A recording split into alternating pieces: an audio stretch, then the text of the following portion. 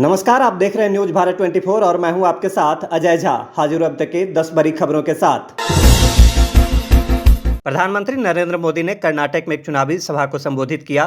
PM ने अपने संबोधन के आखिरी में फेक वीडियो पर कांग्रेस पर जमकर निशाना साधा। उन्होंने कहा कि मेरी आवाज़ में भद्दी भद्दी चीज़ें सोशल मीडिया पर डाली जा रही है। मेरा डीप फेक वीडियो बनाकर सोशल मीडिया पर वायरल किया जा रहा है। जो ऐसा करते हैं उनके खिलाफ सख्त से सख्त कार्रवाई होगी। चुनाव हार चुके हैं, मैदान खो चुके हैं।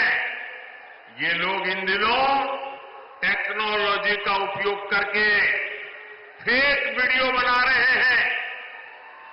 आर्टिफिशियल इंटेलिजेंस का दुरुपयोग करते हुए मेरी आवाज में ऐसी भद्दी भद्दी चीजें आजकल सोशल मीडिया में डाल रहे हैं कि बहुत बड़ा खतरा पैदा हो रहा है। और इसलिए मेरी देशवासियों की अपील है कि कोई भी फेक वीडियो आपको नजर आए, आप पुलिस को जानकारी दो, हमारी पार्टी को जानकारी दो। कानूनी लोगों पर कार्रवाई होगी और उनको सबक सिखाया जाएगा। ये देश का कानून किसी के साथ भी प्रकार के खेल खेलने की इजाजत नहीं देता है। राहुल गांधी ने बीजेपी और आरएसएस पर हमला करते हुए कहा कि आरएसएस चीफ ने जो बयान दिया है कि हम आरक्षण के खिलाफ नहीं है, वही कुछ दिन पहले आरक्षण खत्म करने की बात कर रहे थे। राहुल ने कहा कि जो भी आरक्षण के खिलाफ है उनको बीजेपी अपनी पार्टी में शामिल कर रही है। आज आरएसएस के जो चीफ है उनका बयान आता है कि हम रिजर्वेशन के खिलाफ नहीं है। अरे इन्होंने ही पहले स्टेटमेंट दिया था कि रिजर्वेशन के खिलाफ है। जो भी रिजर्वेशन के खिलाफ है सारे के सारे इनकी पार्टी में जा रहे हैं। जो भी रिजर्वेशन के कॉन्स्टिट्यूशन के खिलाफ है सारों को ये ले रहे हैं, फिर कह रहे हैं कि भैया हम रिजर्वेशन के खिलाफ नहीं है।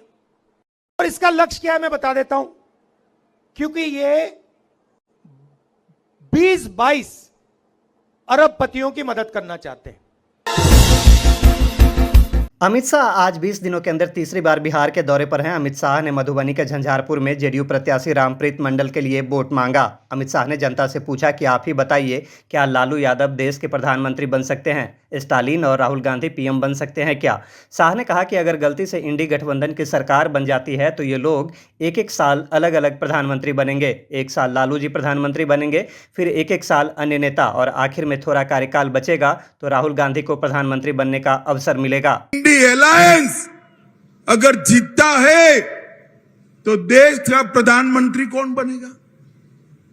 इनके पास कोई नेता है क्या? जरा जोर से बोलो है। मुझे बताओ, ये लालू यादव जी को देश का प्रधानमंत्री बना सकते हैं क्या? स्टालिन जी देश संभाल सकते हैं क्या? ममता बनर्जी संभाल सकती है क्या? ये राहुल बाबा के बारे में दूर दूर से भी सोच सकते हैं क्या?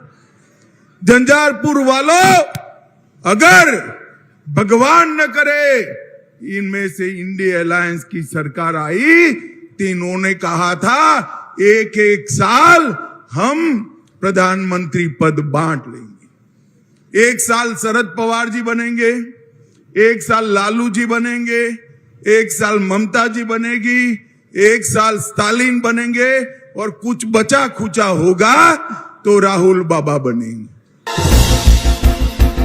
प्रियंका गांधी ने एक जनसभा में प्रधानमंत्री नरेंद्र मोदी पर निशाना साधते हुए कहा कि आज तक इतना झूठ बोलने वाला प्रधानमंत्री नहीं देखा। प्रियंका ने पूर्व प्रधानमंत्रियों मनमोहन सिंह और अटल बिहारी वाजपेयी का भी उल्लेख किया, जिनके बारे में उन्होंने कहा कि उन्होंने देश में क्रांति लाई और वे सभ्य थे। मैंने देश के कई प्रधानमंत्रियों को देखा है।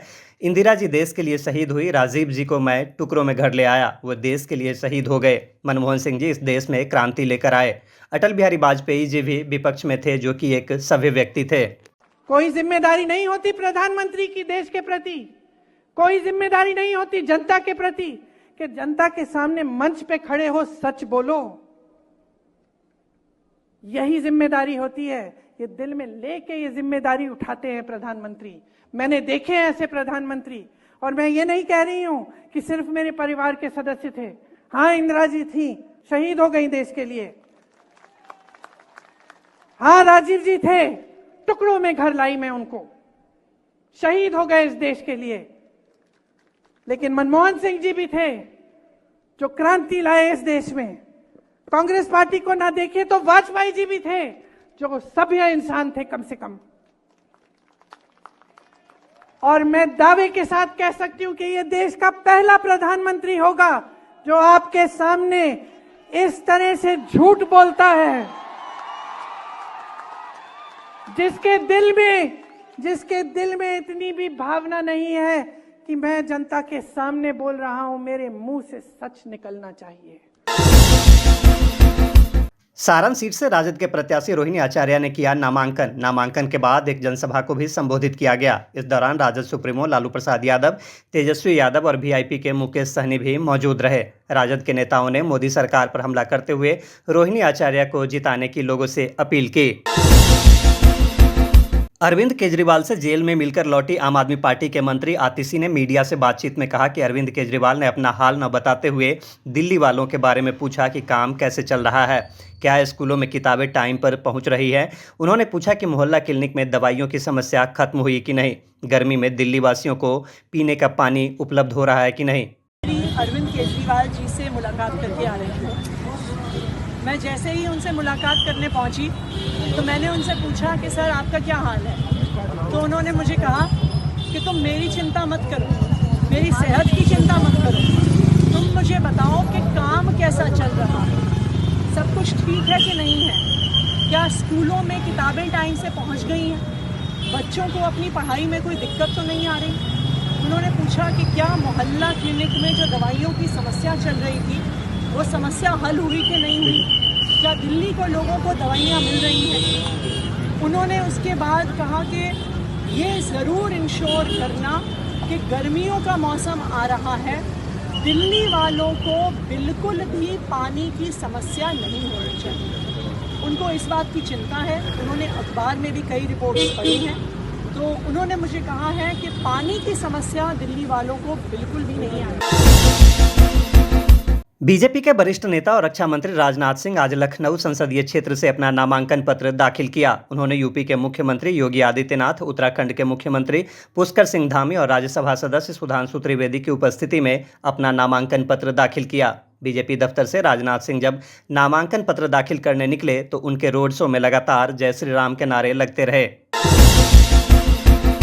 देश में चुनावी माहौल गर्म है। चुनाव में जीत का परचम लहराने के लिए उम्मीदवार खूब पसीना बहा रहे हैं, कार्यकर्ताओं के साथ बैठक कर रहे हैं। इसी कड़ी में बिहार के वैशाली संसदीय क्षेत्र के वर्तमान सांसद सह एनडीए समर्थित लोजपा के उम्मीदवार बीना देवी भी अपने संसदीय क्षेत्र में खूब पसीना बहा रही है। हालांकि वैशाली संसदीय क्षेत्र के कुछ जगहों पर सांसद बीना देवी के प्रति लोगों में नाराजगी भी देखी गई। वैशाली विधानसभा के पटेढ़ी बेलसर के नगवा में आयोजित एनडीए कार्यकर्ता की बैठक में अपने वोटर की नाराजगी को भांपते हुए सांसद बीना देवी माफी मांगते नजर आई। क्या कुछ कहा बीना देवी ने, आइए सुनिए। हम जानते हैं कि आप लोग बहुत नाराज हैं। तो नाराजगी अगर होता है तो जिसको आप चाहते हैं नाराजगी अपनों से होता है, पराये से नहीं होता। अगर गुस्सा भी हम करते हैं, जिसको हम चाहते हैं उसी से गुस्साते हुए नाराज भी होते हैं। हम अपने संसदीय काल के कुछ घटना बताते हैं और हमारे सांसद प्रतिनिधि वीरेंद्र बाबू बताए, बताए, विधायक जी बताए, सभी नेता मंच पर बैठे हुए आपको बताने का काम किए।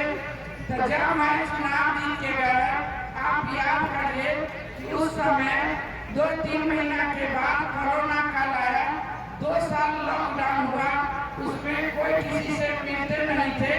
खुद हम लोग परिवार में सबसे ज्यादा हुआ तो मेरे घर में 7 आदमी के कोरोना, वो भी जनता के बीच झगड़ा दिखाने गए थे। लोग कहा कि नहीं अनाज वितरण आपको चला, हमारा भी कर रहे थे, नहीं माने तो हम लोग कोरोना हो गया। इसी पटना के एम्स में आदरणीय हमारे मुख्यमंत्री जी रातारात रिपोर्ट आया, बात हुआ मुख्यमंत्री जी से, एम्स में मुझे भर्ती कराया गया। राष्ट्रपति द्रौपदी मुर्मू ने देश में हो रहे लोकसभा चुनावों को लेकर देशवासियों से अपील की है। राष्ट्रपति ने कहा कि देश में महत्वपूर्ण आयोजन प्रगति पर है। उन्होंने कहा कि भारत सबसे बड़ा लोकतंत्र होने के साथ साथ लोकतंत्र की जननी भी है। हमारे लिए चुनाव सबसे बड़ा त्योहार है और राष्ट्र का गौरव भी है। उन्होंने कहा, हमें विश्वास है कि सभी मतदाता, खासकर युवा वर्ग, मतदान को लेकर उत्सुक होंगे। राष्ट्रपति ने देश के सभी नागरिकों से आग्रह किया कि वह मतदान को राष्ट्र निर्माण में अपना योगदान समझे और राष्ट्र सर्वोपरि की भावना के साथ मतदान अवश्य करें। भारत सबसे बड़ा लोकतंत्र होने के साथ साथ लोकतंत्र की जननी भी है। हमारे लिए चुनाव सबसे बड़ा त्योहार भी है और राष्ट्र का गौरव भी। मुझे विश्वास है कि सभी मतदाता, विशेषकर पहली बार वोट डालने वाले युवा मतदाता, मतदान के लिए उत्सुक होंगे। और आपको सशक्त अनुभव कराने वाला क्षण होगा जब आप बटन दबाएंगे और हमारे देश के भावी स्वरूप का निर्धारण करने में अपना योगदान देंगे। सुप्रीम कोर्ट में एक पुनर्विचार याचिका दायर कर जम्मू कश्मीर में अनुच्छेद 370 हटाने के फैसले की समीक्षा की मांग की गई है। बता दें कि शीर्ष अदालत ने जम्मू कश्मीर को विशेष दर्जा देने वाले संविधान के अनुच्छेद 370 को निरस्त करने के केंद्र सरकार के फैसले की वैधता को बरकरार रखा है। सुप्रीम कोर्ट में अब इस मामले की सुनवाई 1 मई को होगी। अभी तक के खबरों में बस इतना ही। मुझे दीजिए इजाजत। नमस्कार।